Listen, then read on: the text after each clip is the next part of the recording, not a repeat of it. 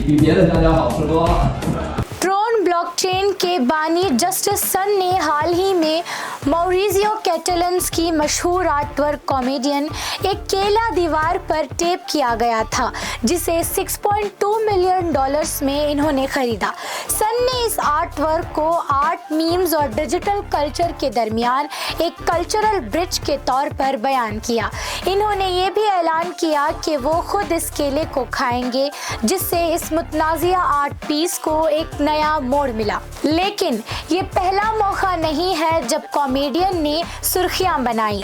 2019 में performance artist David डाटोना ने केले को दीवार से हटाकर खा लिया और इसे अपनी परफॉर्मेंस हंग्री आर्टिस्ट का हिस्सा करार दिया।